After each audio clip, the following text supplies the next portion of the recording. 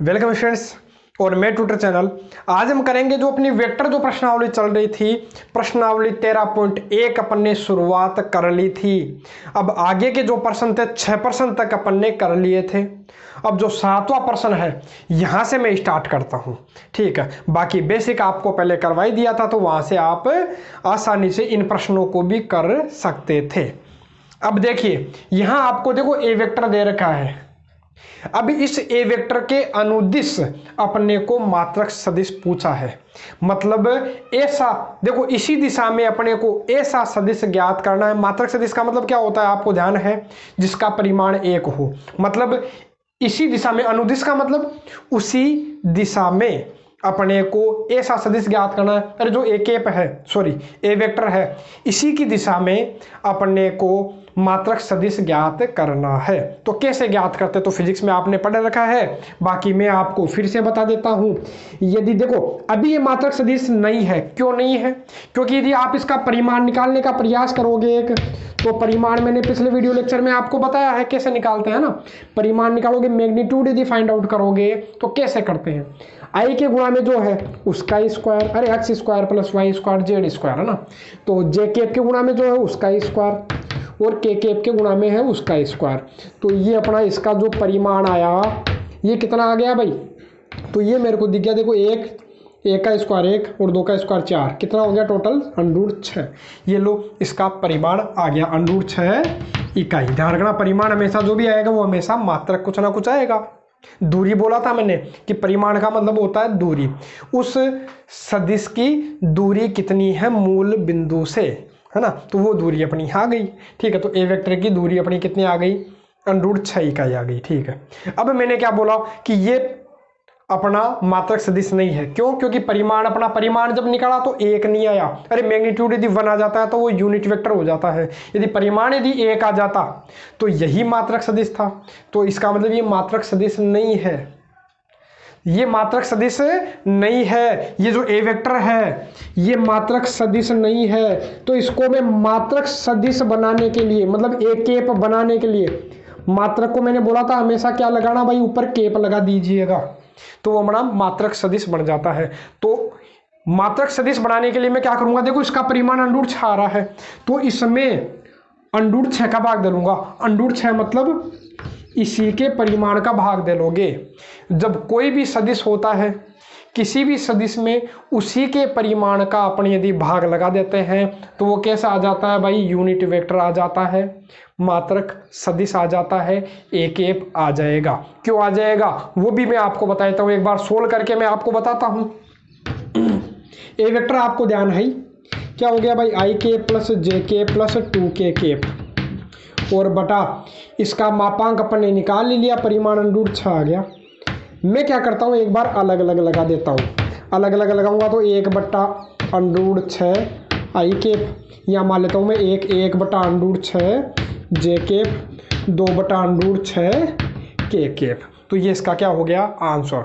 अब ये मात्रक सदिश क्यों है, क्योंकि यदि आप इसका परिमाण निकालने का प्रयास करोगे तो 1 ही आएगा, चाहे करके देख लीजिए।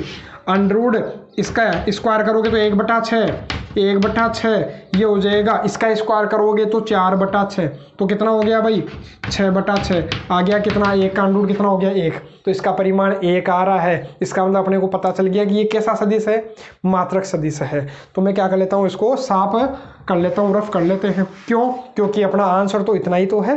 तो इसमें अपने को क्या करना, देखिए अपना ए वेक्टर दिया था, कोई भी वेक्टर दे दे, बस उस वेक्टर में उसके परिमाण का भाग लगाते ही अपना मात्रक सदिश आ जाएगा। इतनी बात समझ में आ गई होगी। तो ये अपना मात्रक सदिश हो गया। हाँ, कई बार क्या बोलता है, वो ये बोलता है ए वेक्टर दे दिया, इसी के अनुदिश ऐसा सदिश ज्ञात कीजिए जिसका परिमाण 10 इकाई हो, 8 इकाई हो, ऐसा आपको क्वेश्चन आगे मिल जाएगा। तो उसको आप कर लीजिएगा, मैं इसी में आपको बता देता हूं, इसी क्वेश्चन को चेंज करके बताता हूं। ए वेक्टर दे दिया, इसके अनुदिश एक ऐसा सदिश ज्ञात करो, ऐसा सदिश ज्ञात करो जिसका परिमाण 10 इकाई है, जिसका परिमाण 10 इकाई है। तो आपको ध्यान है कि इसका परिमाण तो कितना हो रहा है भाई, √6 हो रहा है, 10 इकाई तो नहीं हो रहा। मेरे को तो 10 बनाना है, तो मैं क्या करूँगा? तो पहले आप हमेशा उसका इकाई सदिश निकाल लीजिए। तो इकाई सदिश निकालने से क्या होता है, अरे जैसे मान लो आपको दे दे कि भी ये ले लेते हैं अपन, एक इजी सा उदाहरण ले लेता हूँ मैं। मान लो ऐसा उदाहरण ले लेता हूँ कि 10 पेन, या मान लो कि 6 पेन। 6 पेन कितने रुपए के आते हैं भाई? 30 रुपए के आते हैं। ये मैंने साधारण सा उदाहरण लिया है। एक क्या उदाहरण लिया भाई कि 6 पेन है अपने, तो 6 पेन कितने रुपए के आते हैं? 6 पेन मान लो अपने 30 रुपए के आ रहे हैं। कितने रुपए के भाई? 30 रुपए के। अब कोई पूछे कि 10 पेन कितने के आएंगे, 10 पेन कितने के आएंगे, तो आप डायरेक्ट तो बता नहीं सकोगे। आपको क्या करना पड़ेगा? एक पेन ढूंढना पड़ेगा पहले कि एक पेन कितने का आता है। ये तो चलो सरलता तो आप बता भी सकते हो, लेकिन आपको ये काम करना पड़ेगा। मान लो पॉइंटों में हो, कैसा भी हो, तो आपको ये काम करना ही पड़ेगा। जो 6 पेन है 30 के आते हैं, तो एक पेन कितने का हो गया भाई? 5 का। कैसे आया? इसमें इसका भाग लगाया, अरे जो भी है उसमें इसका भाग लगा दिया। तो ऐसा ही मैंने यहाँ काम किया था। ये जो वेक्टर था, इसका परिमाण जो भी था, परिमाण कितना था भाई? √6 था। तो इसमें किसका भाग लगा दिया मैंने? जो भी आया इसमें √6 का भाग लगा दिया। अरे वेक्टर जो भी था √6 का भाग लगा दिया, तो किसका मान आ गया अपने? 1 का। लेकिन ये पूछा क्या है? एक ऐसा सदिश ज्ञात करो जिसका परिमाण 10 इकाई है। तो मेरे को 10 पेन का मान पूछा है, तो 10 पेन के लिए क्या करोगे? इसको आप 10 से गुणा कर लोगे, कितना आ जाएगा भाई? 50 आ जाएगा। आप यहाँ से डायरेक्ट नहीं बता सकते थे, तो आपको क्या करना पड़ेगा? पहले मात्रक सदिश निकालना ही पड़ेगा। तो पहले मैंने क्या किया? मात्रक सदिश निकाल लिया। अब जो आए, अब आप कितने परिमाण का ले लीजिए आप अपनी इच्छा से। जैसे अभी मैंने क्या बोला, इसके अनुदिश ऐसा सदिश ज्ञात करना है जिसका परिमाण कितना हो भाई? 10 इकाई। 10 इकाई परिमाण वाला सदिश अपने को ज्ञात करना है। तो 10 इकाई परिमाण के लिए आप क्या करोगे? देखो इसका परिमाण आपको ध्यान है, परिमाण जब निकालोगे तो 1 आया था, अभी निकाल के भी मैंने बताया था, तो करने की जरूरत नहीं है आपको। तो डायरेक्ट ऐसा ध्यान है, जब भी केप होता है, केप का मतलब जिसके भी केप लग रहा है उसका परिमाण हमेशा 1 ही होगा, उसका मैग्नीट्यूड हमेशा 1 ही होगा। तो इसका मतलब इसका परिमाण 1 है, लेकिन अपने को तो चाहिए कितने का? 10 इकाई परिमाण का। तो इसको किससे गुणा कर लीजिए? 10 से। तो आपका आंसर मिल जाएगा, कितना हो जाएगा भाई? 10/√6 आई केप, 10/√6 जे केप, 10/√6 के केप। तो ये आपका क्या हो गया? आंसर। यदि ये बोले कि ए वेक्टर की दिशा में, ए वेक्टर दे दिया, इसी के अनुदिश 8 इकाई परिमाण वाला सदिश ज्ञात कीजिए, तो आपको ए केप तो निकालना ही निकालना है। तो ए केप तो आप निकाल लोगे, फिर जो आए उसको किससे गुणा कर लीजिए? 8 इकाई का पूछा तो किसके गुणा कर लेता मैं? इस पूरे को किससे गुणा कर लेता भाई? 8 से। तो इसका परिमाण 8 आ जाता। चाहिए करके आप देख लीजिएगा। यदि इसका परिमाण निकालने की कोशिश करोगे तो आपको इसका परिमाण 10 ही मिलेगा, करके देखिएगा। तो इसी प्रकार का क्वेश्चन आपको और मिलेगा, तो उसको आप खुद से कर लेना है। हो सकता है 10वां या 11वां क्वेश्चन हो, तो उसको आप खुद से कर लीजिएगा। मैंने एक उदाहरण देकर के आपको समझा दिया है कि आपको कोई भी सदिश दे दे और ज़्यादा परिमाण का पूछे या कम परिमाण का पूछे, तो आपको ये काम करना, एक केप निकालना, फिर जितने परिमाण का पूछा है उससे गुणा कर लीजिएगा, आंसर मिल जाएगा। अब बात करूँ मैं 8वें प्रश्न की। तो 8वां प्रश्न इस टाइप से अपने को दे दिया, पी क्यू वेक्टर के अनुदिश मात्रक सदिश ज्ञात करो। मात्रक सदिश ज्ञात करो जहां P इतना है और Q इतना है, निर्देशांक दे दिए। अब आपको यहां दिख रहा होगा P Q vector, P Q vector. तो मैं बनाता हूं एक बार, ये P है और ये Q है। तो इसका मतलब आपको ध्यान है कि P से किस दिशा में जा रहा है भाई? Q की दिशा में जा रहा है पी क्यू वेक्टर। तो P कितना है? 1, 2, 3। Q कितना है भाई? 4, 5, 6। तो आपको ध्यान है कि इसको तो आप x1 y1 z1 नाम दोगे, x2 y2 z2 नाम दोगे। अरे x1 y1 z1, x2 y2 z2 इसी प्रकार से तो नाम देते हो।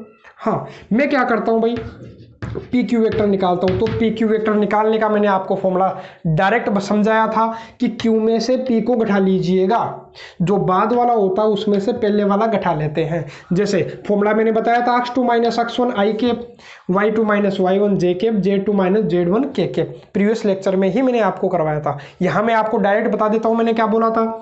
इसमें से ये घटा लीजिएगा, बाद वाले में से पहले वाला घटा लेता है।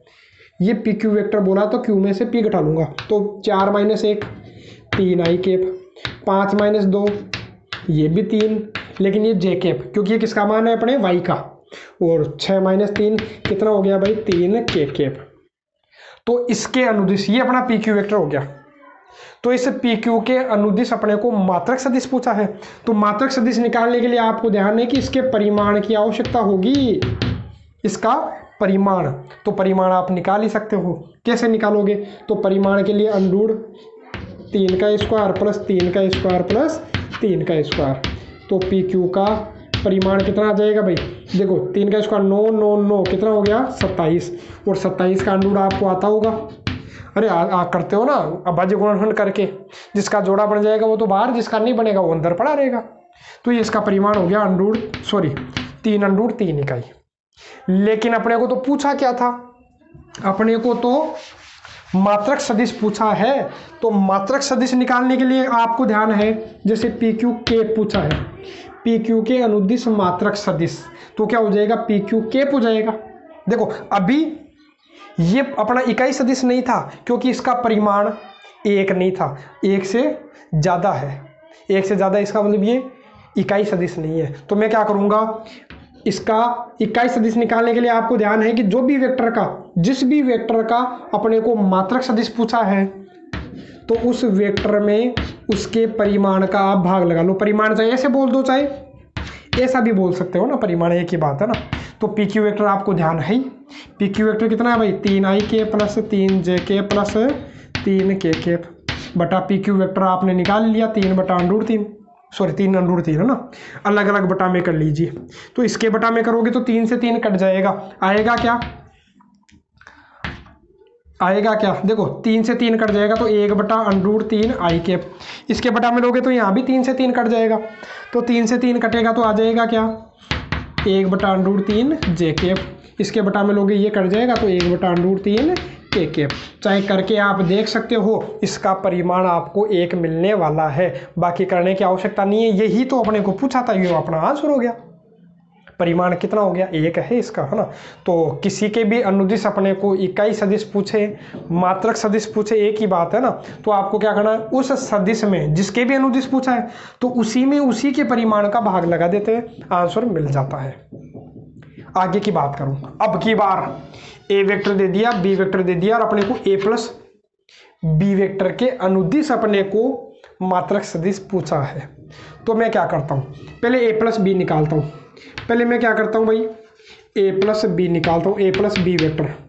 तो ए प्लस बी वेक्टर निकालूंगा, मतलब दोनों को जोड़ना है, तो जोड़ लीजिए आप डायरेक्ट। मैं जोड़ देता हूं डायरेक्ट, क्या हो गया, इसको और इसको जोड़ोगे तो कितना हो गया 2 आई कैप और माइनस आई कैप, जोड़ो, ये तो कट गया, 0 हो गया।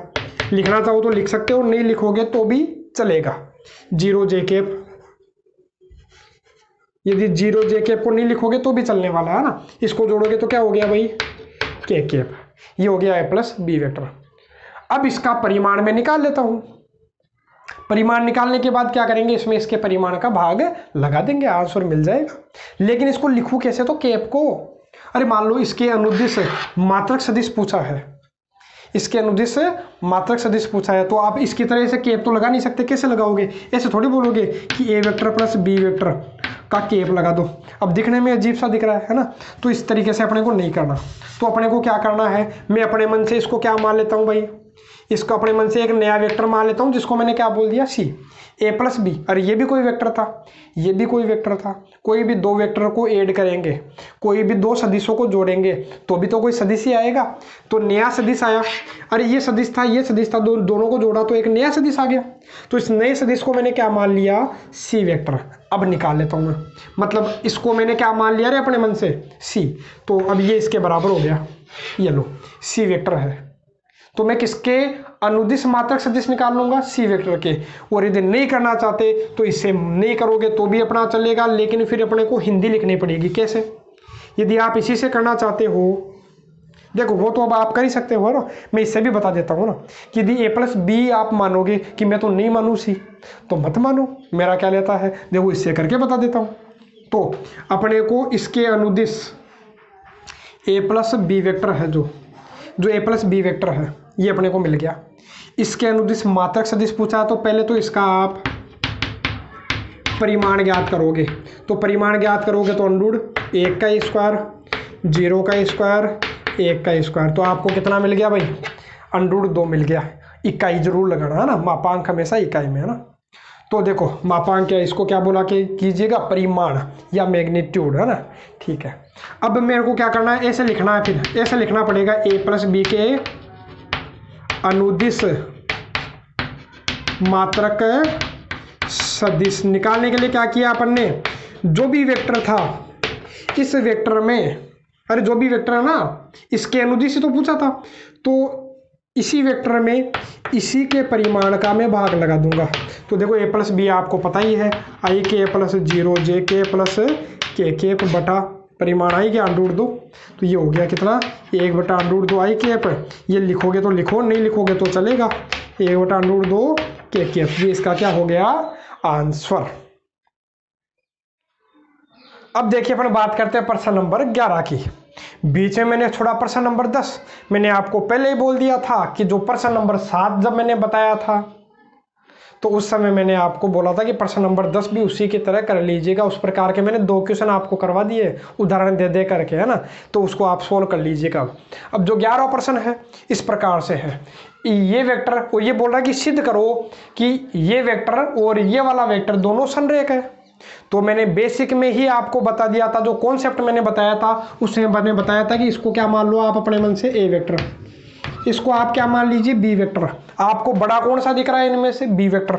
ठीक है, चलो यदि बी वेक्टर बड़ा दिख रहा है तो मैं बी वेक्टर लेता हूँ, एक बार दोबारा लेता हूँ। इसको मैंने मान लिया अपने मन से ए वेक्टर, इसको अपने मन से बी वेक्टर मान लिया। लिख लीजिएगा, माना इसके बराबर ए वेक्टर, इसके बराबर बी वेक्टर।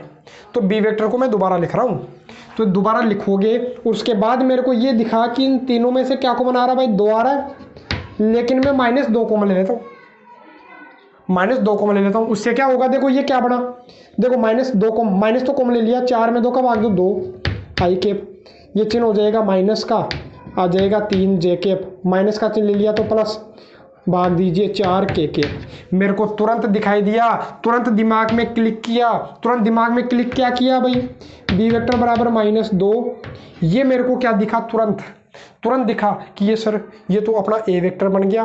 तो देखिए स्टूडेंट्स, ये अपना ए वेक्टर ही तो हो गया, बिल्कुल हो गया। तो मैंने आपको बोला था यदि कोई भी एक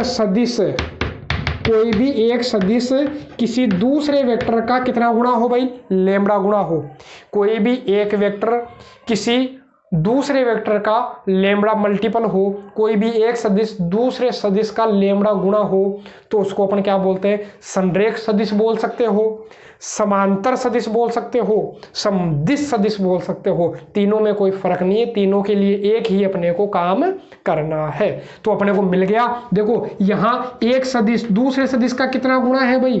-2 गुणा। तो लैम्बडा का मान कितना है भाई? -2 गुणा। अरे कितना भी हो है तो -2 गुणा ना, बाकी ध्यान रखिएगा ना। हाँ, माइनस हो गया इसलिए समदिश नहीं हुआ, ये समांतर जरूर हो गए, समदिश नहीं होगा ना। समदिश के लिए तो दिशा समान होनी चाहिए थी, या दिशा विपरीत हो गई, तो इसलिए ध्यान रखना। ये किसके लिए होगा भाई? कोई भी एक सदिश दूसरे सदिश का लैम्बडा गुणा कब होगा?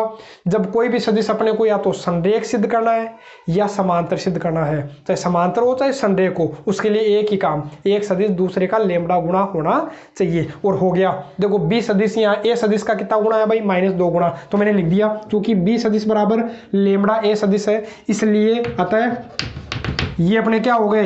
ए वेक्टर व बी वेक्टर क्या है भाई? संरेख है। तो ये अपना क्या हो गया? आंसर हो गया, सिद्ध हो गया। यही तो अपने को सिद्ध करना था, बिल्कुल हो गया, काम खत्म। अब देखो नेक्स्ट क्वेश्चन है, अपने पास P दे दिया, क्या दे दिया भाई? P दे दिया। एक पोजीशन वेक्टर ये है, एक अपना पोजीशन वेक्टर ये है, इनको मिलाने वाली रेखा, ये जो 2 सदिश है इनको मिलाने वाली रेखा को 2:1 में अंतर्विभाजन और बाह्य विभाजन करने वाले सदिश के क्या? सदिश ही अपने को क्या करना है? ज्ञात करना है। तो कैसे ज्ञात करेंगे? 2 तरीके। एक तो तरीका ये कि देखो यदि ये आप पोजीशन वेक्टर मानोगे तो बिंदु क्या हो गया? ये अदिश घटक देखोगे तो आपको क्या मिलेगा भाई? 1,2,-1, यही तो हो गया। अरे P बिंदु तो अपना ये हो गया, और एक हो गया क्यू बिंदु, बिंदु क्यू। ये बिंदु क्यू कितना है भाई, -1,1,1 ये हो गया। अरे दो बिंदु अपने को मिल गए। यदि सदिश है, सदिश मूल बिंदु से तो होता है, तो मूल बिंदु से यदि सदिश देखते हो भाई, तो मूल बिंदु से सदिश देखोगे तो ये सदिश क्या हो जाएगा भाई, एक आई कैप। अरे मूल बिंदु जब होता है तो 0,0,0 होता है, तो डायरेक्ट मैंने बताया था एक आई कैप 2 जे कैप माइनस के कैप। ठीक है, ये देखोगे क्यू वेक्टर देखोगे तो ये हो जाएगा माइनस का आई कैप प्लस का जे कैप प्लस का के कैप, यही तो है। तो मैं क्या करता हूँ, ये बोला इनको मिलाने वाली रेखा को कोई एक बिंदु है मान लो, ये कोई भी बिंदु मान लो, ए बिंदु मान लो, तो ये क्या करता है, इसको 2:1 में विभाजित करता है। किस अनुपात में भाई, नीचे लिख लेता हूँ इसको, है ना, किस अनुपात में विभाजित करता है, 2:1 में। तो आपको ध्यान है, आप 10th क्लास में पढ़ करके आए हो विभाजन सूत्र, तो है ना, विभाजन सूत्र क्या था आपको ध्यान आएगा, क्या ध्यान आएगा भाई, कि इसको अपन क्या मानते थे, x1 y1, इसमें बस z1 और आ गया, ये x2 y2 और बस z2 ही तो आ गया, और क्या बड़ा है ना। ये अपना होता था m1, ये होता था m2, और ये बिंदु अपन क्या मानते थे, x, y, z।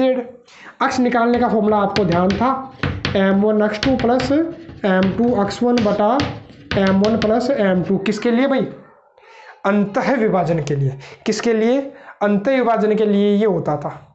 अब आप देखिए, ये अंतः विभाजन के लिए सूत्र था। अक्ष के लिए, y के लिए आप क्या करोगे, y के लिए y का फॉर्मूला लगा दीजिएगा, z के लिए z का फॉर्मूला लगा दीजिएगा। अरे फर्क केवल इतना ही आएगा, यदि अक्ष की जगह y लगाते हो तो यहाँ भी y, यहाँ भी y। ठीक है, z लगाओगे तो m1 z2 plus m2 z1 बटा m1 प्लस m2, अंतः विभाजन के लिए।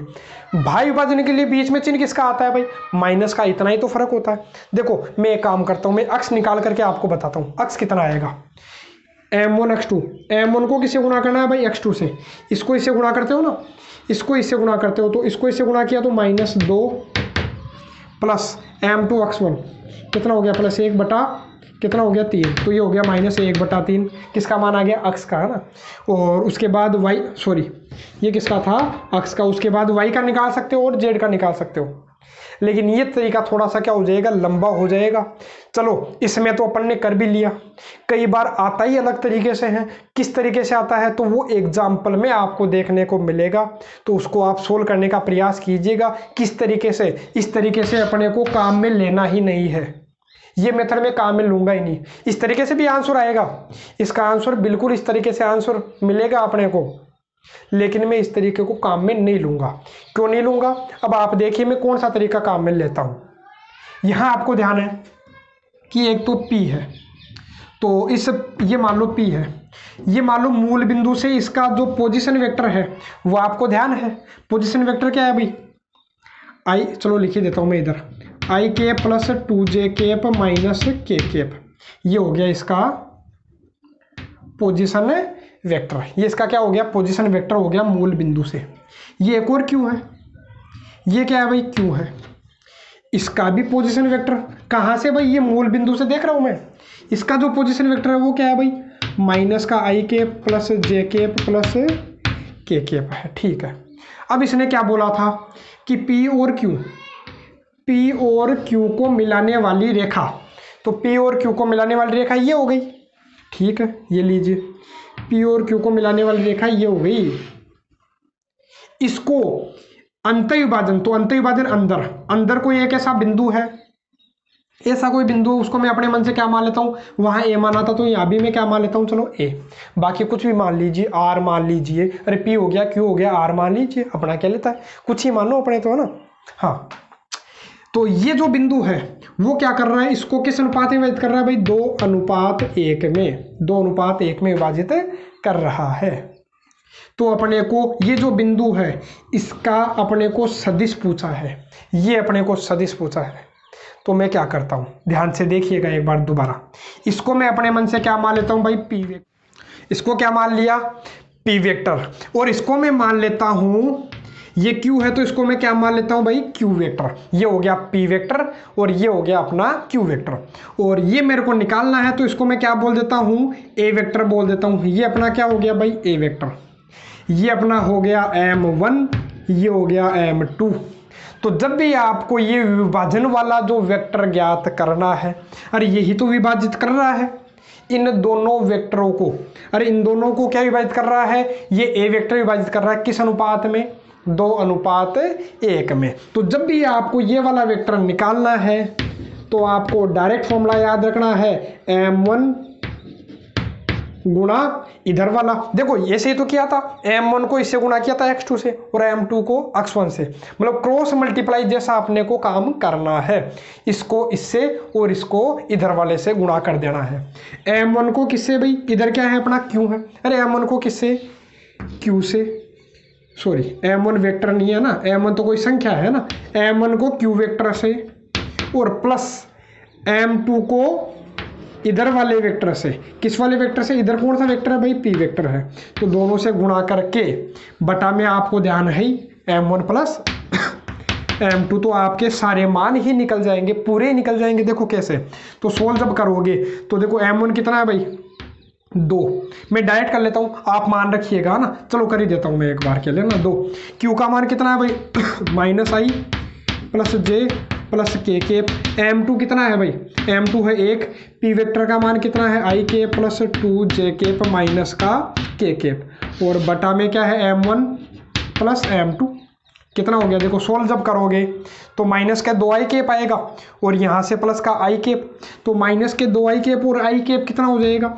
माइनस का i केप, 2j केप और 2j केप कितने हो गए भाई, 4j केप और 2k cap minus k cap, ये हो गया अपना k केप, और बटा में कितना आएगा 3, तो अलग अलग कर लीजिए, माइनस का 1/3 i cap plus 4/3 j cap plus 1/3 k cap, तो ये अपना क्या हो गया, ये सदिश हो गया जो इन दोनों को मिलाने वाले रेखाखंड को, इन दोनों मिलाने वाले सदिश को किस अनुपात में विभाजित कर रहा है भाई, 2:1 में। अंत विभाजन ध्यान रखिएगा, अंत विभाजन का ये क्या मिल गया अपने को, आंसर मिल गया। चाहिए यहाँ से भी देखिएगा, देखो x का मान कितना आया था भाई -1/3, तो देखो x का मान कितना है -1/3, ऐसे आपको y का मान कितना मिलता 4/3, z का मान कितना मिलता 1/3, उनके साथ आप क्या लगा दोगे, अरे वो तो हो गए बिंदु, ये तो हो गया, ये बिंदु हो गया।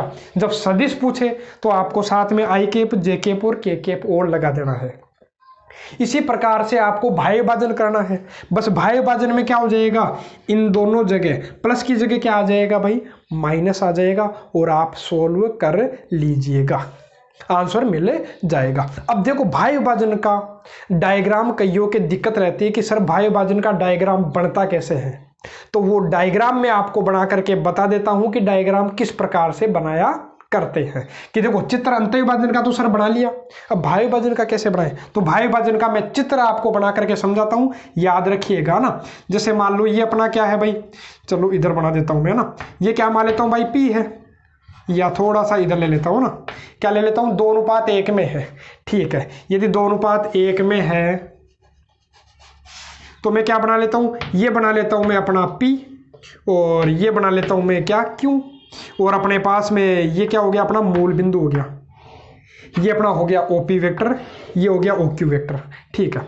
तो कोई बात नहीं, एक बार इसको आप छोड़ दीजिए, इसने तो क्या बोला, देखो P और Q को मिलाने वाले रेखाखंड को अपना किस अनुपात में विभाजित करना, 2:1 में, लेकिन कैसा भाई, तो अब की बार विभाजन कहाँ होता है, इसको आगे चल कर के विभाजन होता है, आगे जाकर के विभाजन होगा, तो आगे जाकर के विभाजन होगा, तो इसको मैं अपने मन से क्या मान लेता हूँ भाई ए वेक्टर। देखो इसको अपन ने अंदर की तरफ लिया था, अब यहाँ मैं बाहर की तरफ ले रहा हूँ, क्यों ले रहा हूँ, क्योंकि भाई विभाजन है, तो भाई विभाजन में देखो ये अपना हो जाएगा, ये लो ये अपना क्या हो गया भाई ओ ए वेक्टर, ये अपने को ज्ञात करना है।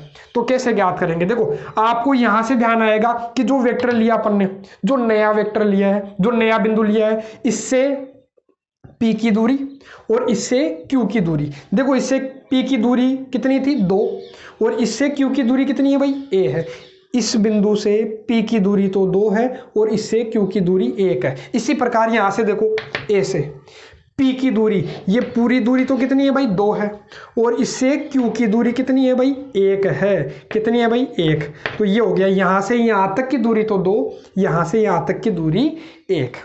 तो अपना ये हो गया इसका डायग्राम। अब इसी की तरह आप ये काम कर सकते हो। इसको मैं क्या बोल दूंगा, पी वेक्टर अपने को दे दिया, क्यू वेक्टर अपने को दे दिया और ये अपने को पूछा है, तो इसका फॉर्मूला क्या हो जाएगा, सेम यही फॉर्मूला होगा, पूरा काम यही करना है, बस चिन्ह किसका लगाना है आपको, माइनस का। बाकी डायग्राम बनाने की आवश्यकता नहीं है, आप सीधा भी आप कर सकते हो। ये डायग्राम तो मैंने समझाने के लिए बताया है कि क्या अपने को करना है। देखो अपने को पी और क्यू वाले का पूछा था, किस अनुपात में है, 2:1 में, तो इसको तो इससे गुणा कर दीजिएगा और इसको इससे। देखो 2 को तो क्यू वाले से, देखो 2 को क्यू वाले से गुणा कर दिया और 1 को पी वाले से गुणा कर दिया और बटा में ध्यान है m1 + m2, काम हो गया, आंसर आ जाएगा। और भाई वजन में माइनस आपको लगाना ही है, समझ में आ गया होगा, तो आप इसको कर सकते हो। अब देखिए अपना प्रश्न नंबर 13 क्या है। तो प्रश्न नंबर 13 इस प्रकार से दे रखा है कि एक तो P बिंदु है 2,3,4, ये मान लेता हूँ P, और एक अपने पास में क्या है भाई Q। तो ये जो Q है वो कितना है भाई 4,1,-2, इस तरीके से अपने को दे रखा है। तो इसका मध्य बिंदु, इन दोनों का मध्य बिंदु अपने को पूछा है, तो मध्य बिंदु आप निकाल सकते हो। ध्यान है आपको, ये अपने पास में क्या है भाई x1 y1 z1, x2 y2 z2। तो मध्य बिंदु आपने निकालना सीख रखा है पहले से कि मध्य बिंदु कैसे निकालते हैं, जैसे x1 + x2/2। अरे आपको ध्यान है कि ये x, y, z के रूप में होता है, तो x तो कैसे ज्ञात करते हो, x1 + x2/2, y कैसे निकालते हो, y1 + y2/2, ऐसे ही z निकल जाएगा। तो यहाँ से देखिए जो x निकालोगे तो कैसे निकालोगे, x1 + x2/2, इसको और इसको जोड़ के 2 का भाग। अरे 10वीं क्लास में बहुत किए हैं आपने इस प्रकार के क्वेश्चन। तो 2 और 4 6, 6 का आधा कितना हो जाएगा भाई, तो ये हो गया 3। अरे सोल्व करोगे पूरा तो 2 + 4/2 कितना हो जाएगा 3। ऐसे इन दोनों को जोड़ के 2 का भाग दे लो। अरे इनका बिल्कुल 20 का बिंदु अपने को देखना है, तो 3 और 1 4 का आधा कितना हो जाएगा 2, और 4 - 2 हो गया 2 का आधा कितना हो गया 1। तो ये हो गया इसका मध्य बिंदु। लेकिन ये मध्य बिंदु नहीं पूछना चाहता आपको, यदि आंसर में आप मैच करोगे तो ये अपना केवल और केवल अदिश घटक है, अपने को इसका सदिश पूछा है, तो सदिश आप बना ही सकते हो। इसका यदि वेक्टर आपको देखना तो ये क्या हो जाएगा भाई 3i cap + 2j cap + k cap. तो ये इसका क्या हो गया आंसर।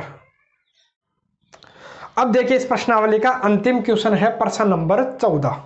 अब प्रश्न नंबर 14 क्या है, 13.1 का देखो, ए वेक्टर अपने को दे दिया, बी वेक्टर दे दिया, सी वेक्टर दे दिया। इसने ये बोला था अपने पास 3 बिंदु है। अपने पास कितने बिंदु है भाई 3 बिंदु। ये मान लेता हूं मैं, एक तो बिंदु है ए, एक बिंदु है बी, एक बिंदु है सी। ये जो 3 बिंदु है, अब इसने बोला कि यदि 3 बिंदु है तो इन तीनों बिंदुओं के स्थिति सदिश, स्थिति सदिश का मतलब मूल बिंदु से जो सदिश अपन देखते हैं तीनों के, तो वो ये दे दिए। एक तो दे दिया ए वेक्टर, दे दिया बी वेक्टर, दे दिया सी वेक्टर।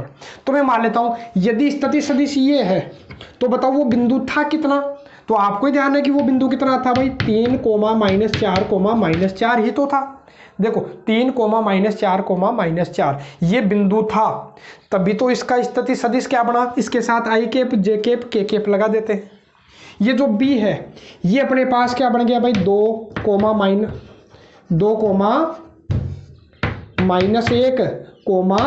ये अपना हो गया बिंदु b। इसी प्रकार से c क्या हो जाएगा 1, -3, -5, 1, -3, -5। अब इन तीनों से अपना क्या बना भाई एक त्रिभुज बना। दिशा किसी भी तरफ हो सकती है, उससे अपने को कोई ज़्यादा विशेष काम नहीं है। देखो दिशा किसी भी तरफ हो सकती है, आप जिस तरफ लेना चाहते हो उस दिशा में ले लीजिए। मैं इसको इधर ले जा सकता हूँ, इसको इधर भी ला सकता हूँ, कोई फर्क नहीं पड़ने वाला। अपने को तो ये बताना है कि ये समकोण त्रिभुज है। तो पहले देखो मैं क्या निकाल लेता हूँ भाई बी ए वेक्टर, चाहे बी ए वेक्टर बोल दो चाहे ए बी वेक्टर बोल दो, कैसा भी आप अपने मन से बोल दीजिए, है ना। मैं क्या बोल देता हूँ इसको, चलो बी ए वेक्टर है ना, तो बी ए वेक्टर में निकालूं। अरे ये सदिश निकालता हूँ, ये भुजा निकालता हूँ एक बार। देखो ये सदिश तो कितना हो जाएगा, देखो बी ए वेक्टर देखोगे तो आपको ध्यान है कि ए में से बी को घटाना है, तो ए में से बी को घटाता हूँ तो 3 - 2 कितना हो गया 1 आई कैप। तो मैं डायरेक्ट लिख देता हूँ, क्या लिख लेता हूँ भाई आई कैप, ठीक है। उसके बाद ए में से बी घटा रहा हूँ, ध्यान रखिएगा, क्योंकि बी से मैं किधर जा रहा हूँ, ए की तरफ, है ना। तो बी से ए की तरफ जा रहा हूँ, तो इसमें से घटा रहा हूँ, तो 3 - 2 हो गया 1 आई कैप। इसमें से ये घटाओगे तो -4 में से -1 घटाइए। अरे जब -4 में से -1 घटाओगे तो ये माइनस माइनस क्या हो जाएगा, प्लस। तो -4 + 1 कितना हो गया भाई, -3 जे कैप। और इसमें से ये घटाओगे तो -5 के कैप हो जाएगा। घटा करके देख लीजिएगा ना। ये बी ए वेक्टर हो गया। अब मैं क्या निकालता हूँ, एक बी सी वेक्टर। क्या निकाल लेता हूँ भाई, बी सी वेक्टर। तो बी सी वेक्टर क्या हो जाएगा, अब वो भी आपको ध्यान है, इसमें से ये घटा लीजिए तो माइनस का आई कैप, -3 -1, तो ये माइनस का 2 जे कैप हो जाएगा। ये हो जाएगा -6 के कैप। इसी तरीके से आप क्या निकाल लीजिए भाई, ए सी। क्या निकालोगे भाई, ए सी वेक्टर। तो आपको ध्यान है कि इसमें से ये घटाना है, सी में से ए, अरे सी वेक्टर में से ए वेक्टर। बाकी जरूरी नहीं आप दिशाएं ये लो, आप उल्टा भी ले सकते हो, जैसा आपकी इच्छा वैसा आप ले सकते हो। मैं इसको बी ए ले रहा हूँ, आप इसको ए बी वेक्टर भी मान सकते थे, आप ऐसा डायरेक्शन भी लगा सकते थे, उससे कोई दिक्कत नहीं होने वाली अपने, है ना। अरे दिशाएं तो बदलेगी, अपने को तो ये बताना है कि ये समकोण त्रिभुज है ना। फिर बोल रहा हूँ मैं, तो देखो ए सी आप देखोगे तो सी में से ए घटा लीजिए। कहीं आप देखो कि यही क्यों माना, इसको मैं यहाँ क्यों नहीं मान सकता था, मान सकते थे, जहां आपकी इच्छा वहां मान सकते हो, है ना। तो आपकी स्वतंत्रता है भाई। अरे बोलने की आज़ादी होती है, वैसे लिखने की भी आज़ादी है अपनी। तो C - A, मैं C में से A घटाऊंगा, तो इसमें से ये घटाओगे तो क्या हो जाएगा भाई, -2 आई कैप। इसमें से ये घटाओगे तो प्लस का आपको मिलेगा जे कैप। इसमें से ये घटा लीजिए, इसमें से ये घटाओगे तो माइनस का मिलेगा के कैप। घटा करके देख लीजिएगा, है ना। देखो यदि -3 में से -4 घटाओगे तो माइनस माइनस प्लस, तो 4 - 3 हो जाएगा 1 क्या, जे कैप। तो 3 अपने को सदिश मिल गए, 3 सदिश मिल गए आपको। देखो बी ए वेक्टर मिल गया, अरे बी ए वेक्टर मिल गया, तो बी ए वेक्टर मिल गया तो मैं इसका परिमाण निकाल लेता हूँ। अब मैं इन सभी का क्या निकाल लेता हूँ भाई, परिमाण। जैसे बी ए वेक्टर का भी मैग्नीट्यूड निकाल लेता हूँ परिमाण, तो क्या होगा, तो आपको ही ध्यान है, √1 का स्क्वायर प्लस -3 का स्क्वायर प्लस -5 का स्क्वायर। तो सोल्व कर लीजिए, कितना मिल जाएगा आपको। देखिए इसका आपको मिल जाएगा 1 का स्क्वायर 1, √3, ये -3 का स्क्वायर हो जाएगा 9, 1 और 9 10, और 5 का स्क्वायर 25 और ये कितना हो गया भाई, 25 और 10 कितना हो गया, 35 हो गया अपना। ठीक है, कितना हो गया भाई, 35 हो गया, √35। इसका यहाँ से यहाँ तक की दूरी अपने को मिल गई कि ये तो कितने की है भाई, √35 इकाई दूरी की है ना। इकाई जरूर लगाइएगा ना। इसी प्रकार से आप क्या निकालोगे भाई, बी सी वेक्टर। जब ये निकालोगे तो आपको ध्यान आएगा इसका स्क्वायर, मैं डायरेक्ट कर देता हूँ, अब आप लिख लीजिएगा। देखो इसका स्क्वायर करोगे, किसका, -1 का स्क्वायर प्लस, चलो लिख ही देता हूँ मैं पूरा ना, -2 का स्क्वायर प्लस -6 का स्क्वायर। मैग्नीट्यूड निकाल रहा हूँ, आपको ध्यान है ना। परिमाण का मतलब क्या हो गया, बी से ए तक की दूरी, बी से ए तक की दूरी निकाल ली। अब मैं बी से सी तक की दूरी, यहाँ से यहाँ तक की दूरी निकाल रहा हूँ, बी से सी तक की दूरी, है ना। तो √x square plus y square plus Z square formula ध्यान है। तो 1 का स्क्वायर 1, 2 का स्क्वायर 4 और 1 हो गया 5, 6 का स्क्वायर 36 और 5 कितना हो गया भाई, 41 इकाई। ठीक है, इसी तरीके से आप, चलो ये मेरे को मिल गया बी सी कितना मिल गया भाई, 41 इकाई। इसी प्रकार से आप क्या निकालोगे भाई, ए सी वेक्टर। तो ए सी वेक्टर जब निकालोगे तो आपको क्या मिल जाएगा भाई, -2 का स्क्वायर, 1 का स्क्वायर और -1 का स्क्वायर। तो हल कर लीजिएगा, 4 5 और 1 6, √6 इकाई।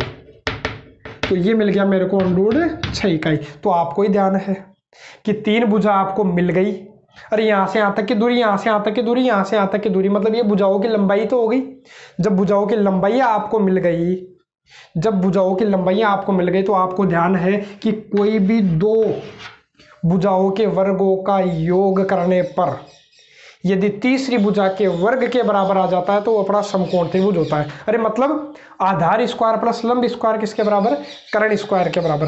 कोई भी 2 छोटी भुजाएं हैं, छोटी भुजाओं का वर्गों का योग करेंगे, स्क्वायर्स का सम करेंगे, तो जो बड़ी साइड है, अरे जो बड़ी वाली साइड है उसके स्क्वायर के इक्वल आ जाए तो अपना एक राइट एंगल ट्राइंगल होता है, समकोण त्रिभुज होता है। तो देखो यहाँ मेरे को ध्यान है कि किस किस का स्क्वायर, देखो ये बी ए, जो बी ए वाली जो भुजा थी, मतलब भुजा की लंबाई, इसका स्क्वायर करने पर, और ए सी इसका स्क्वायर करने पर किसके बराबर आ रहा है भाई, बी सी के स्क्वायर के बराबर आ रहा है। इसका मतलब ये क्या हो गया, देखो दो भुजाओं के वर्गों का योग तीसरी भुजा के वर्ग के बराबर है, तो लिख दीजिएगा अतः है ये कैसा त्रिभुज है भाई, समकोण त्रिभुज है, लिख लीजिएगा। तो ये आपका क्या हो गया, आंसर। अरे आपको ध्यान है कि एक जी मान लो ये आधार है, ये लंब हो गया, तो आधार स्क्वायर प्लस लंब स्क्वायर कर्ण स्क्वायर के बराबर आ गया। मतलब ये हो गया आधार, ये हो गया लंब, ये हो गया कर्ण। चाहे आप इसको मान लो आधार, ये लंब, ये कर्ण, सबसे बड़ी भुजा कर्ण होती है, बाकी दो कैसे भी आप अपने मन से मानो।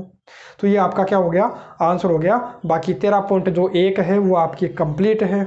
इसके एग्जाम्पल्स आप खुद से सोल्व करने का प्रयास कीजिए और आप सभी एग्जाम्पल्स को सोल्व कर पाएंगे, ये पूरा मेरे को भरोसा है। तो आप उनको सभी को सोल्व कर लीजिएगा।